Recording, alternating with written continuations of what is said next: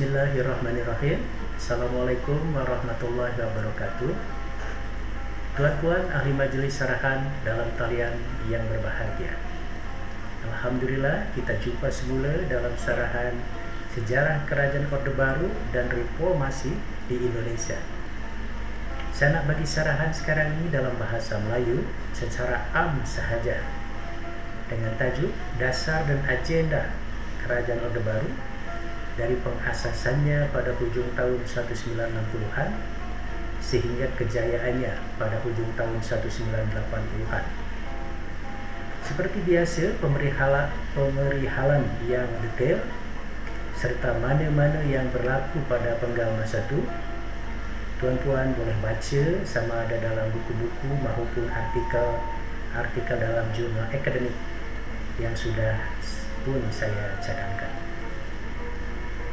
Minggu lepas saya sudah mendedahkan mengenai kejayaan Jenderal Soeharto selaku pengasas Kerajaan Orde Baru dalam pertembungannya sama ada dengan masa berdepan dengan PKI, Parti Komunis Indonesia, maupun masa mencadang supaya Presiden Soekarno meletak jawatan atau berundur dari kekuasaannya dari tahun 1965 sehingga 1970.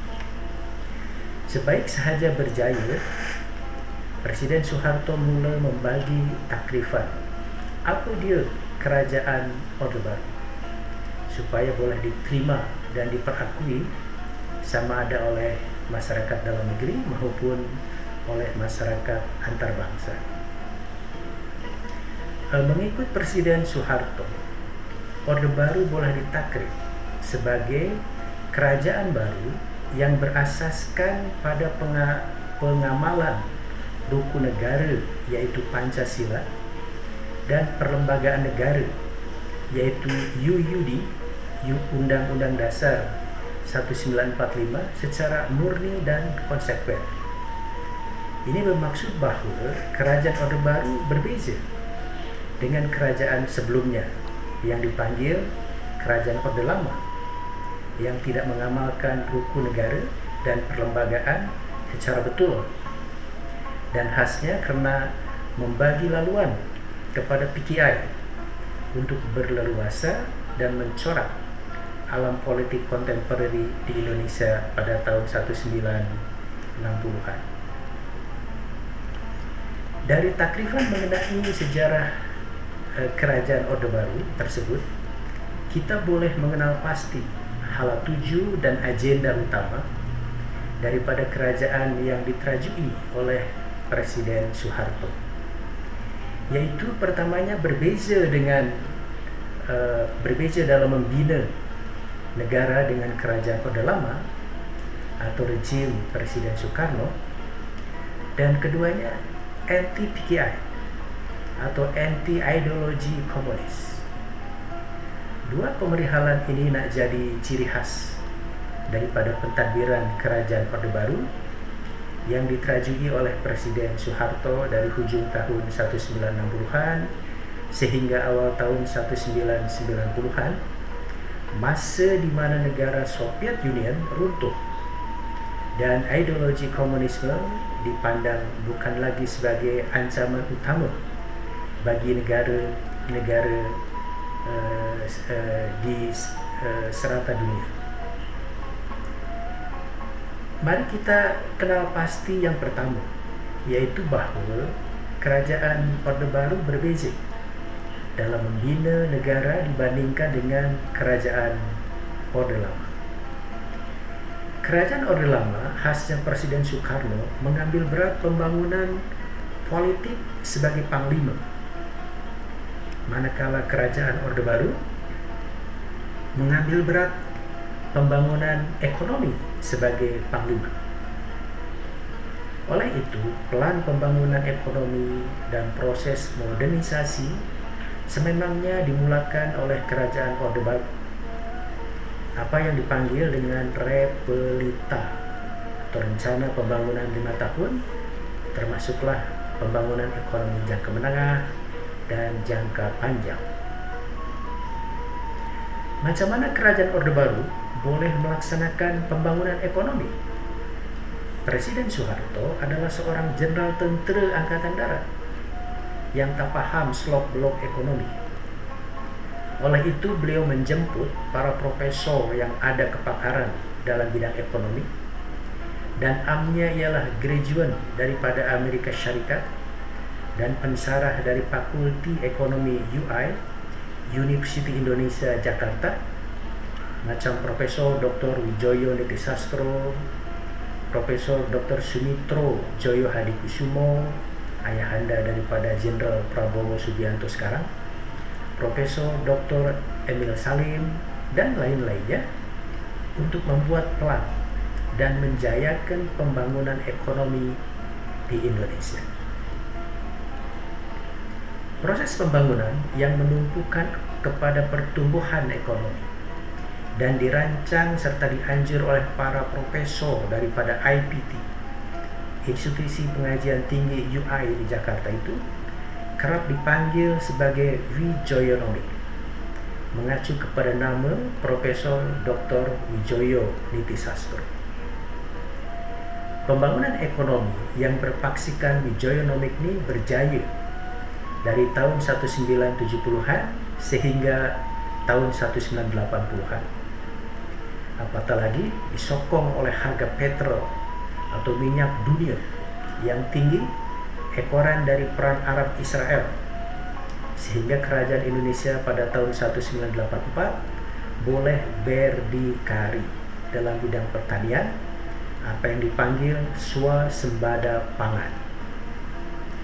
Itu adalah kisah kejayaan pembangunan ekonomi dan proses modernisasi pada masa Orde Baru di Indonesia hingga hujung tahun 1980-an, termasuklah dalam pembangunan dalam bidang pendidikan, modal insan, dan infrastruktur yang memang karena ditunjang sekali lagi oleh ekspor petrol atau minyak, sumber-sumber mineral lainnya termasuk sumber balak, dan juga tentu saja karena ditunjang oleh pelaburan asing di Indonesia, khasnya dari negara-negara Eropa Barat, Amerika Serikat, dan Jepun. Sementara itu, pembinaan politik negara Indonesia pada masa Kerajaan Orde Baru yang anti-PKI, Parti Komunis Indonesia, atau anti-ideologi komunis, kena mengena dengan pembangunan ekonomi seperti yang didedahkan sebentar tadi. Pada Kerajaan Orde Baru, sememangnya pembangunan ekonomi tidak akan berjaya bila tak didukung oleh tata kelola politik dan keselamatan kebangsaan yang baik. Lantaran itu, struktur ekonomi, struktur politik kena dibina semula dengan matlamat yang ketara, yaitu wujudnya keselamatan dan stability kebangsaan bagi mendukung pembangunan ekonomi dan proses modernisasi di Indonesia. Presiden Soeharto dengan Kerajaan Orde Baru memang dah berjaya menukar Presiden Soekarno dengan Kerajaan Orde Lama. Tapi soalan kritikalnya adalah, apakah secara legitimasi politik Presiden Soeharto dan Kerajaan Orde Baru boleh diterima dan diperakui oleh rakyat Indonesia secara demokratis? Disinilah kepentingannya untuk membincang mengenai PRU, pilihan rakyat umum, yang dianjur oleh Kerajaan Orde Baru di Indonesia dari mulakan tahun 1971 sehingga tahun 1997. Seperti sedia maklum bahwa selepas Indonesia merdeka pada bulan Agustus 1945, perlu masa 10 tahun untuk boleh melaksanakan PRU, pilihan raya umum, yaitu pada tahun 1955, yang dimenangi oleh 4 parti politik besar pada masa itu: PNI, Parti Nasional Indonesia; Masyumi, Majelis Syuro Muslimin Indonesia; NU, Nahdlatul Ulama; dan PKI, Parti Komunis Indonesia. Daripada 4 parti politik yang berjaya memenangi PRU tersebut, pada hujung tahun 1960-an setakat wujud dua parti politik besar sahaja, yaitu PNI dan MU. Ekoran Masyumi digantung oleh Presiden Soekarno pada tahun 1960 karena kononnya terbabit dalam pembentukan PRRI atau Pemerintahan Revolusioner Republik Indonesia di Sumatera dan Permesta Perjuangan Semesta di Sulawesi. Manakala PKI seperti sedia maklum diharamkan oleh Jenderal Soeharto dengan kerajaan Orde Barunya karena disyaki dan dituduh menjadi dalang atau mastermind di sebalik peristiwa paling kelam dalam sejarah Indonesia modern, yaitu G30S atau Gerakan 30 September tahun 1965. Manakala MPRS, Majelis Permusyawaratan Rakyat Sementara, selaku parlemen di Indonesia, di bawah kepimpinan Jenderal Abdul Haris Nasution, pada tahun 1968 membuat keputusan dan menggesa Presiden Soeharto dan Kerajaan Orde Baru supaya segera menganjur PRU, pilihan raya umum. Kerajaan Orde Baru pun mula merancang untuk boleh menganjur PRU dengan menata semula dan mendaftar parti-parti politik yang dah bersedia dan boleh mengikuti PRU. Perkara ini sangat kritikal bagi Kerajaan Orde Baru, khasnya untuk memastikan parti politik mana yang boleh dijadikan kenderaan politik atau jentera kerajaan yang bakal memenangi PRU nanti. Sama ada nak menyebelahi PNI, Parti Nasional Indonesia, sebagai parti politik kebangsaan yang telah ditubuhkan oleh Soekarno pada tahun 1927 lagi, maupun nak menyokong NU, Nahdlatul Ulama, sebagai parti politik agama Islam yang telah ditubuhkan pun pada tahun 1926 lagi, atau malahan mendukung pertumbuhan politik baru yang selari dengan matlamat dan halap tuju Kerajaan Orde Baru. Dalam konteks ini, akhirnya Kerajaan Orde Baru memilih menyebelahi pertumbuhan politik baru, yaitu Golkar, golongan karya, yang memang telah diasaskan dan ditumbuhkan oleh TNI AD, Tentera Nasional Indonesia Angkatan Darat, pada tahun 1964 lagi, bagi mensekat dan menghalang kejayaan politik PKI, Parti Komunis Indonesia, pada masa itu. PRU, pilihan raya umum, pada masa Orde Baru boleh dilaksanakan pada tahun 1971 dengan 10 parti-parti politik yang bertanding, yaitu NU, Nahdlatul Ulama, Parmusi, Parti Muslimin Indonesia, PISI, Parti Syarikat PISII, Parti Syarikat Islam Indonesia, PERTI, Persatuan Tarbiyah Islamiyah, PNI, Parti Nasional Indonesia, IPKI, Ikatan Pendukung Kemerdekaan Indonesia, Parti Murba, PK, Parti Katolik, Parkindo, Parti Kristen Protestan Indonesia, dan Golkar, golongan karya.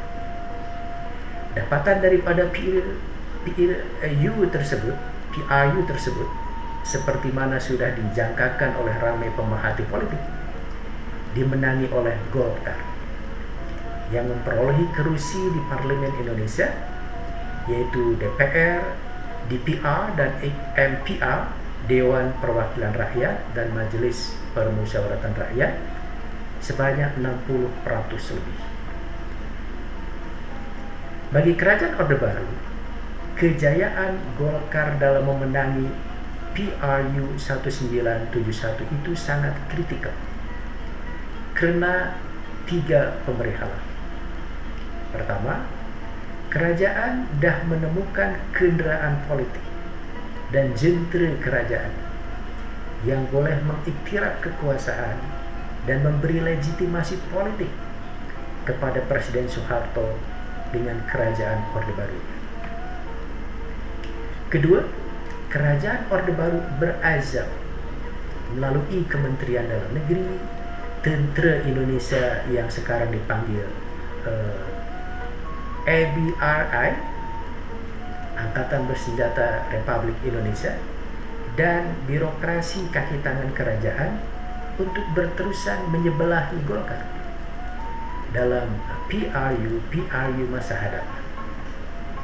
Serta ketiga, kerajaan Orde Baru pun sedar bahwa parti-parti politik yang banyak dan bertanding dalam PRU itu kena ditata semula dan dikurangkan jumlahnya setakat menjadi 3 partai politik sahaja supaya tidak mengkacaukan agenda-agenda pembangunan ekonomi dan stability politik di Indonesia. Oleh itu, pada tahun 1973-1974, kerajaan Orde Baru mencadangkan dan menggesa kepada parti-parti politik yang sedia ada untuk menghimpun menjadi satu, mengikut kepada ideologi, sama ada berpaksikan kebangsaan maupun agama Islam. Maka parti-parti politik yang berpaksikan ideologi Islam macam NU, Nahdlatul Ulama, Parmusi, Parti Muslimin Indonesia, PSII, Parti Syarikat Islam Indonesia, dan PERTI, Persatuan Tarbiyah Islamiyah, berhimpun ke dalam satu parti politik baru yang dipanggil P3, Parti Persatuan Pembangunan.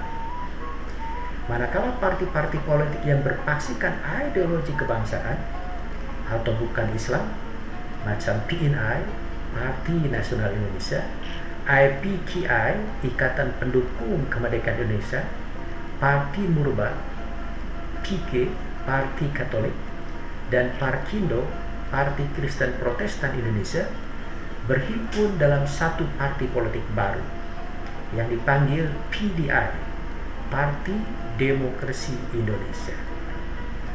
Dalam pada itu, Golkar, golongan karya, kekal menjadi kekuatan politik berdikari yang bakal disokong oleh kerajaan Orde Baru, sama ada terus maupun tidak terus sokongan itu, untuk memenangi PRU, pilihan raya umum, semasa kerajaan Orde Baru berkuasa di Indonesia. Natijahnya, sejarah PRU di Indonesia semasa kerajaan Orde Baru, yaitu PRU 1977, PRU 1982, PRU 1987, PRU 1992, dan PRU 1997 adalah sejarah kejayaan Golkar yang kekal memenangi kerusi di parlemen lebih daripada 60%. Manakala baki kerusi yang 40% lagi itu di parlemen diagihkan kepada P3, Parti Persatuan Pembangunan, dan PDI, Parti Demokrasi Indonesia.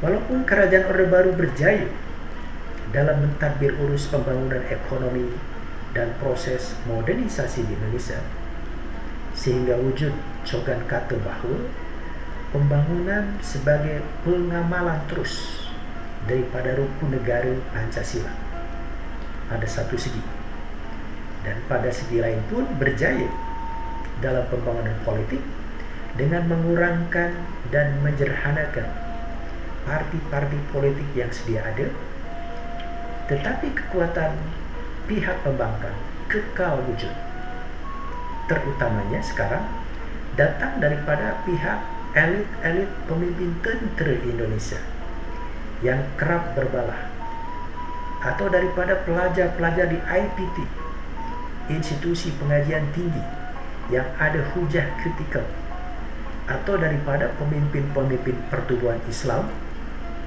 bukan kerajaan yang tak puas hati. Kerajaan Orde Baru menindak balas dan menindas gerakan-gerakan dari pihak-pihak pembangkang yang tak puas hati tersebut dengan membuat label Tohmahat yang khas Orde Baru, yaitu EKI atau ekstrim kiri, merujuk kepada kekuatan melampau PKI, Parti Komunis Indonesia, dan EK, ekstrim kanan, merujuk kepada kekuatan melampau politik Islam. Lantaran itu, sehingga sekarang cigu-cigu dan pensarah di Indonesia tak nak dipanggil cigu kanan atau pensarah kanan. Apakah lagi bila dipanggil cigu kiri atau pensarah kiri, itu bermaksud wujud hubung kaitnya dengan kekuatan melampau komunisme di Indonesia. Setakat intermezzo atau guroji. Gerakan pihak pembangkang yang diterajuki oleh elit-elit pemimpin tentera Indonesia, pelajar-pelajar di IPT, dan pemimpin-pemimpin pertubuhan Islam bukan kerajaan yang tak puas hati dari tahun 1970-an sehingga 1980-an itu nampak dalam 3 peristiwa penting, yaitu pertama, peristiwa apa yang dipanggil dengan Malapetaka 15 hari bulan Januari 1974. Kedua, peristiwa Tanjung Priok di Jakarta Utara pada tahun 1984. Dan ketiga, peristiwa yang dipanggil dengan Petisi 50 pada tahun 1985. Semua peristiwa tersebut juga pada akhirnya memang boleh diatasi dan diselamatkan oleh kerajaan Orde Baru. Tapi elok kita kenal pasti dan bincang secara ringkas peristiwa-peristiwa berkenaan. Pertamanya, peristiwa Malari 1974. Punca sebenar daripada apa yang berlaku dalam Malari 1974 ini adalah persaingan atau perbalahan di antara elit-elit pimpinan tentera Indonesia. Khasnya antara tentera Siliwangi di Jawa Barat, tentera Diponegoro di Jawa Timur, di Jawa Tengah, dan tentera Brawijaya di Jawa Timur. Seperti sedia maklum bahwa Jenderal Soeharto, Presiden Indonesia, dengan orang-orang kanannya macam Letnan Jenderal Ali Burtopo, Letnan Jenderal Sujono Humardani, dan Brigadir Jenderal Suryo ialah jenderal-jenderal tentera daripada Diponegoro di Jawa Tengah. Manakala Letnan Jenderal Hartono Reksodarsono ialah jenderal tentera daripada Siliwangi di Jawa Barat. Dan Jenderal Sumitro ialah jenderal tentera daripada Brawijaya di Jawa Timur. Dengan memanfaatkan rungutan dan rasa tak puas hati daripada para pelajar di IPT, institusi pengajian tinggi, dan pemimpin umat Islam, macam isu-isu rasuah, pembinaan TMII, Taman Mini Indonesia Indah di Jakarta, penguatkuasaan rang undang-undang perkahwinan yang merugikan umat Islam, dan dominasi pelaburan asing dari pihak Jepun di Indonesia, maka jenderal-jenderal tentera yang tengah bersaing dan berbalah tersebut, khasnya Jenderal Sumitro selaku Pangkop Kamtib, Panglima Komando Operasi Pemulihan Keamanan dan Ketertiban di Jakarta, dan Letnan Jenderal Hartono Reksodarsono selaku Pangdam, Panglima Daerah Militer Siliwangi di Bandung, menganjur atau setidaknya menyokong, sama ada terus maupun tak terus, aksi-aksi tunjuk perasaan daripada para pelajar IPT dan masyarakat akar umbi yang tak puas hati. Kemuncak daripada tunjuk perasaan yang dianjur oleh para pelajar IPT itu berlaku pada tarikh 15 hari bulan Januari 1974, sempena menyambut ketibaan Perdana Menteri Jepun Kakue Tanaka di Jakarta, yang berujung pada kekecohan dan kerusuhan daripada para penunjuk perasaan, di mana kereta dan motosikal buatan Jepun dibakar, kedai emas, kedai runcit, dan pusat beli belah dijarah, dicuri, atau dirompak oleh masyarakat akan umbi yang marah. Jenderal Soeharto selaku Presiden Indonesia dan jenderal-jenderal rakan rapatnya dari tentera Diponegoro bagaimanapun berjaya mengatasi cabaran politik tersebut dengan menangkapi para pemimpin pelajar IPT dan pemimpin umat Islam Indonesia yang dikenal pasti dan disyaki bertanggung jawab terhadap aksi-aksi tunjuk perasaan yang berujung pada rusuhan 15 Januari 1974. Manakala Jenderal Sumitro dicadang oleh Presiden Soeharto untuk menjadi duta besar ke Amerika Serikat. Tapi ianya menolak, dan oleh itu beliau bersyarat daripada tentera Indonesia. Letnan Jenderal Hartono Rekso Darsono pula kemudiannya ditukar tugasan dan jawatannya untuk menjadi Setiausaha Agung ASEAN, Association of Southeast Asian Nations, yang memang beribu pejabat di Jakarta.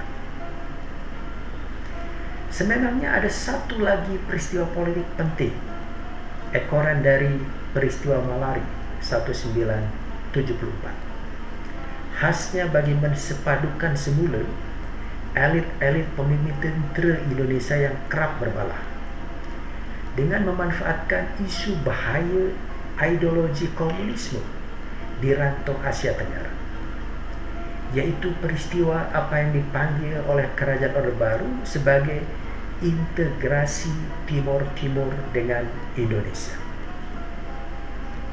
Pada tahun 1975, sememangnya berlaku perbalahan dan konflik politik di Timor Timur di antara pihak-pihak yang mahukan merdeka dan diterajui oleh Fretilin, Frente Revolucionario de Timor-Leste Independente, dengan pihak-pihak yang mahukan menyertai Portugis dan diterajui oleh APODETI, Asociação Popular Democrática Timorense, serta pihak-pihak yang nak menyebelahi Indonesia dan diterajui oleh UDT, União Democrática Timorense. Dalam perbalahan dan konflik politik tersebut, pihak Fretilin berjaya menguasai Bandar Dili sebagai ibu kota Timor Timur dan menewaskan APODETI, UDT, dan parti-parti politik lainnya. Ahli-ahli dan pengurusi parti-parti politik yang tewas itu kemudiannya melarikan diri dan mengungsi hingga masuk ke sempadan wilayah Indonesia di Provinsi NTT, Nusa Tenggara Timur, dan mereka merayu pihak kerajaan Indonesia untuk membantu perjuangan menghadapi Fretilin. Kerajaan Indonesia kemudiannya menghantar para sukarelawan, pada hakikatnya adalah tentera sebenarnya, untuk merampas semula dan menduduki Bandar Dili, serta membantu pihak-pihak UDT, APODETI, dan parti-parti politik lainnya dalam menentang pihak Fretilin yang dilabel oleh Kerajaan Orde Baru sebagai Parti Komunis Timor Timur. Pencerobohan tentara Indonesia ke atas Timor Timur itu pada awalnya mendapat sokongan negara-negara barat, termasuklah Amerika Serikat dan Australia, yang tengah berdepan dengan musuh tegar Viet Cong atau tentara komunis di Vietnam pada tahun 1970-an. Tapi pihak Fretilin kekal berjuang dengan menggunakan pakai taktik gerilya dari luar-luar bandar di Timor Timur dan di atas usaha perjuangan diplomasi daripada tokoh Fretilin, yaitu Ramos Horta, bahwa pencerobohan Indonesia terhadap Timor Timur itu dipandang oleh negara-negara antarabangsa sebagai pelanggaran karena tidak selari dengan hasrat sesebuah bangsa untuk menentukan nasib sendiri. Seterusnya, peristiwa-peristiwa penting yang berlaku pada tahun 1980-an dan mencorak dinamika politik kerajaan Orde Baru seperti yang sudah saya sebut di bagian awal tadi, ialah peristiwa Tanjung Priok di Jakarta pada tahun 1984 dan peristiwa Petisi 50 pada tahun 1985. Dua-dua peristiwa ini wujud hubung kaitnya bahwa kerajaan Orde Baru pada tahun 1980-an berhasrat melaksanakan dasar hukum negara, yaitu Pancasila, supaya dijadikan setakat asas atau satu-satunya dasar bagi mana-mana pertumbuhan, sama ada politik maupun sosial, sama ada pertumbuhan kerajaan maupun bukan kerajaan. Penentangan dan bantahan kuat tentu saja datang daripada umat Islam Indonesia dengan satu hujah bahwa rukun negara Pancasila itu buatan manusia, manakala agama Islam adalah datang terus daripada Allah Subhanahu wa taala melalui baginda Nabi Muhammad sallallahu alaihi wasallam. Menindak balas bantahan dan rasa tak puas hati daripada pihak-pihak pembangkang itu, kerajaan Indonesia menyatakan semula pendiriannya bahwa pembangunan yang dirancang dan dilaksanakan oleh pihak kerajaan itu merupakan pengamalan daripada nilai-nilai murni rukun negara Pancasila. Dan mana-mana pihak yang tidak bersetuju dengan dasar kerajaan atau mengkritik rancangan pembangunan kerajaan, ianya sama atau serupa dengan anti Pancasila atau tidak bersetuju dengan nilai-nilai murni dalam rukun negara. Dalam konteks ini berlakulah apa yang dipanggil dengan peristiwa Tanjung Priok di kawasan Jakarta Utara pada tahun 1984, yang mana ahli-ahli majelis mengaji umat Islam yang tengah mendengarkan ceramah dari penganjur untuk menolak azas tunggal Pancasila dan membantah dasar-dasar politik kerajaan, serta ketika para ahli jamaah majelis mengaji ini melakukan tunjuk perasaan ke balai tentera supaya pihak tentera membebaskan ahli-ahli majelis mengaji umat Islam yang telah ditangkap, maka mereka, ahli-ahli majelis mengaji umat Islam itu, bukan disekat, dihalang atau disurai oleh pihak polis, tapi terus ditembaki atau dibedil oleh tentera Indonesia. Ramai yang terkorban daripada umat Islam Indonesia dalam peristiwa Tanjung Priok pada tahun 1984 tersebut. Tindakan pihak kerajaan Orde Baru yang tak bertolak ansur kepada umat Islam, khasnya tindakan tentera Indonesia yang brutal dan kejam itu, telah membangkitkan bantahan dan rasa tak puas hati daripada mantan-mantan jenderal tentera dan mantan pemimpin politik sipil terbilang di Indonesia. Inilah punca daripada ditubuhkannya gerakan Petisi 50 tahun 1985, yaitu gerakan untuk membantah dasar-dasar politik kerajaan Orde Baru yang ditandatangani oleh mantan-mantan jenderal tentera dan pemimpin politik sipil di Indonesia seramai 50 orang. Mantan-mantan jenderal yang terbabit dalam Petisi 50 itu diantaranya Jenderal Abdul Haris Nasution, Letnan Jenderal Hartono Reksodarsono, Jenderal Polis Hugeng, dan Letnan Jenderal Tentara Laut Ali Sadikin. Manakala daripada para pemimpin politik sipil, diantaranya adalah Muhammad Natsir, Slamet Baratanata, dan Andi Mapetahan Patwa. Dalam pandangan ahli-ahli Petisi 50, Presiden Soeharto tak sepatutnya menjadi pentafsir tunggal atau satu-satunya pentafsir yang betul terhadap rukun negara Pancasila. Presiden Soeharto juga dipandang telah mencelarukan hala tuju dan jati diri sebenar tentera Indonesia yang dianjur dan digesa supaya menyebelahi dan menyokong Golkar, golongan karya, dalam politik. walhal mengikut ajaran dan nilai-nilai murni daripada Allahyarham Jenderal Sudirman, Bapak Tentera Indonesia, sepatutnya TNI, Tentera Nasional Indonesia Angkatan Darat itu tidak menjadi alat mati bagi sebuah kerajaan atau kena berdiri di atas semua golongan, tidak menyebelahi mana-mana pihak Indonesia. Dengan kenyataan Jenderal Sudirman yang terbilang, kerajaan boleh bertukar saban hari atau bertukar bila-bila, tapi tentera Indonesia kena taat setia setakat kepada negara dan rakyat Indonesia. Walau bagaimanapun, Presiden Soeharto berjaya mengedepankan cabaran dari gerakan petisi 50 ini.